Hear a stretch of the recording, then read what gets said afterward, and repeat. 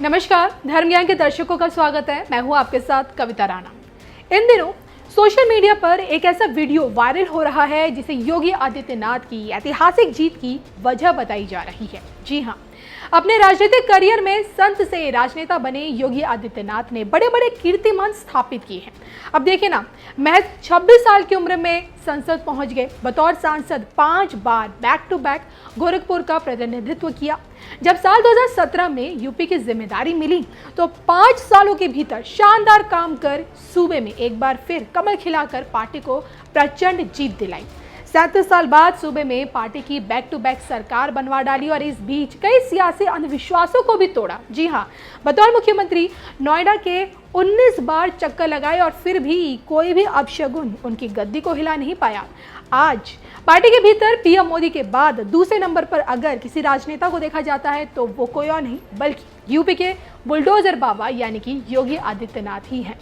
कभी ना हार मानने वाले और कभी पीछे मुड़कर नहीं देखने वाले योगी आदित्यनाथ आज यूपी की राजनीति के शीर्ष पर हैं और सिर्फ देश ही नहीं बल्कि विदेशों में भी उनकी खूब चर्चा हो रही है। लेकिन क्या आप जानते हैं, योगी की जीत के पीछे देश भर के कई साधु संतों ने भविष्यवाणी की, लेकिन एक भविष्यवाणी गोरखनाथ मंदिर से ऐसी हुई जिसमें एक सच्चे मुसलमान की दुआएं भी शामिल हैं। जी हाँ, इस वक्त सोशल मीडिया पर एक ऐसे मुस्लिम व्यक्ति की वीडियो वायरल हो रही है जो चुनावी नतीजों से पहले गोरखनाथ मंदिर पहुंचे। मंदिर में घुसे इस मुस्लिम व्यक्ति ने न सिर्फ देखिए पूजा पाठ किया बल्कि दुआओं में वो मांगा जिसकी कल्पना शायद ही किसी ने की होगी। दरअसल तस्वीरों में दिख रहे ये शख्स राव मुशर्रफ अली हैं जो देवबंद के रहने वाले हैं। सिर पर जालीदार टोपी पहने और माथे पर टीका लगाए राव मुशर्रफ अली गोरखनाथ मंदिर आए हुए थे और जैसे देखिए उन पर मीडिया की नजरें पड़ी, उनसे यहाँ आने का कारण पूछा गया। गोरखपुर के लोगों ने जो प्यार और मोहब्बत दिया है उससे मन को बहुत खुशी हुई। ये तिलक, टोपी और दाढ़ी हिंदू मुस्लिम एकता का प्रतीक है। मुस्लिम धर्मगुरु नहीं चाहते हैं कि हिंदुस्तान के अंदर हिंदू और मुस्लिम एकता बनी रहे। मैंने कुछ दिनों पहले प्रयागराज में जहां श्री नरेंद्र जी का मठ है वहां मैंने प्रार्थना की, देश में अब शांति, भाईचारा और मोहब्बत बनी रहे, इसके लिए मैंने प्रार्थना की, जिसे देख देश के कुछ मौलानाओं और कट्टरपंथियों को मिर्ची लगी।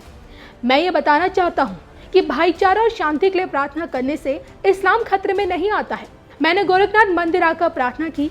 यहाँ का इतिहास रहा है, गोरखनाथ संप्रदाय से जो संत हैं उन्होंने हमेशा से यहाँ हिंदुस्तान पर मुगल बादशाह लोग हमलावर रहे, उनके खिलाफ गोरखनाथ संप्रदाय ने ही सेना तैयार की थी। महमूद गजनवी जैसे गद्दारों का जो देश पर हमलावर थे उनके खिलाफ सेना तैयार करके उनका मुकाबला किया गया।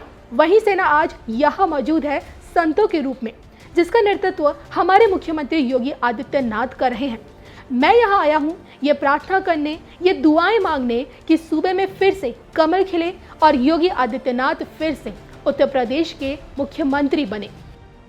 तो देखा आपने, सिर्फ देश के साधु संतों ही नहीं बल्कि राव मुशर्रफ अली जैसे लोग भी रहे हैं जिन्होंने अपनी दुआओं में सिर्फ और सिर्फ योगी आदित्यनाथ की ही जीत मांगी थी और आज इनकी दुआएं रंग लाई है और सूबे में योगी की सरकार बन गई।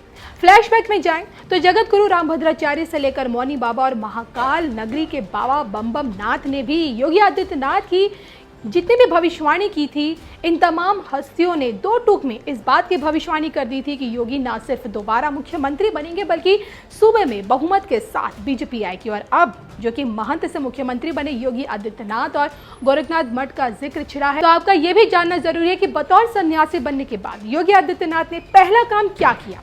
देखिए, जग जाहिर है कि साल 1993 में अपना घर त्याग कर योगी आदित्यनाथ गोरखपुर आए और यहाँ सन्यासी बन गए। लेकिन बहुत कम लोग ये जानते हैं कि सन्यासी बनने के बाद 4 सालों के भीतर जैसे ही अपने गांव पंचूर पहुंचे, उन्हें सन्यासी रूप में देखकर उनकी मां रोने लगी। अब सवाल ये उठता है कि जब योगी आदित्यनाथ पूर्ण रूप से सन्यासी का जीवन अपना चुके थे तो फिर वो भला अपने घर क्यों गए। तो आपको बता दें कि सन्यास ग्रहण करने के बाद एक अहम विधान के तहत पहली भिक्षा अपने माता पिता से लेनी पड़ती है और इसी कारण अजय सिंह बिष्ट से योगी आदित्यनाथ बने गोरखनाथ महंत अपनी पहली भिक्षा लेने अपने घर पहुंचे, जहां उनके माता पिता ने उन्हें भिक्षा के रूप में चावल, फल और सिक्के दिए। बताया जाता है कि सन्यास जीवन ग्रहण कर चुके बेटे योगी आदित्यनाथ को भिक्षा देते हुए उनकी मां बिलक बिलक कर रोने लगी थी और उन्होंने अपने पुत्र को रोकने की भी देखिए भरसक कोशिशें की, लेकिन योगी आदित्यनाथ अपने फैसले पर अडिग रहे। और देखिए इसी अडिग फैसले के चलते आज वो उत्तर प्रदेश के मुख्यमंत्री हैं।